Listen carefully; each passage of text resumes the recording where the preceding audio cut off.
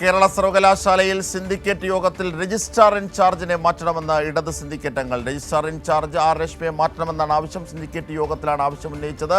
ഇവിടുത്തെ Sam Solomon, കാര്യവട്ടത്തെ electronics വിഭാഗം മേധാവി കൂടിയായ സാം സോളമനെയാണ് മുമ്പോട്ട് വെക്കുന്നത് രജിസ്ട്രാർ ഇൻചാർജായി. മാനസ വിവരങ്ങളുമായി ചേരുകയാണ്. മാനസ, എന്തൊക്കെയാണ് സിൻഡിക്കേറ്റ് യോഗത്തിന്റെ വിശദാംശങ്ങൾ? അജിത് സാർ സൂചിപ്പിച്ചതുപോലെ കേരള സർവകലാശാല സിൻഡിക്കേറ്റ് യോഗം ഇൻചാർജിനെ മാറ്റണമെന്ന ഇടത് സിൻഡിക്കേറ്റ് അംഗങ്ങൾ ആവശ്യപ്പെട്ടത്. നിലവിൽ രജിസ്ട്രാർ ഇൻചാർജ് ആർ രശ്മിയാണ്.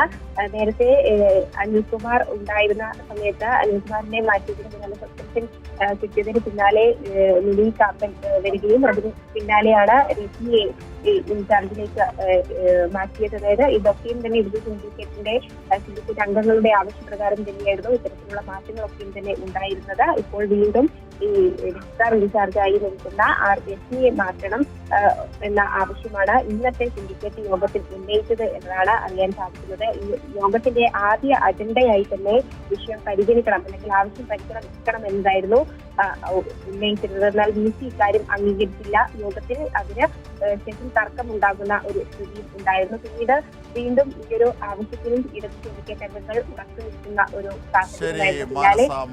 മനോജാണ് വിവരങ്ങൾ വിശദാംശങ്ങൾ നൽകിയത്.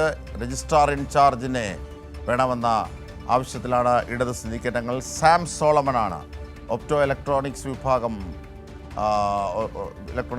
കാര്യവട്ടത്തെ ഇലക്ട്രോണിക്സ് വിഭാഗം മേധാവിയാണ് സാം സോളമൻ. സോളമനാണ് രജിസ്ട്രാർ ഇൻചാർജ് ആക്കാൻ ഇടത് സിൻഡിക്കേറ്റ് അംഗങ്ങൾ മുമ്പോട്ട് വെച്ച പേര്.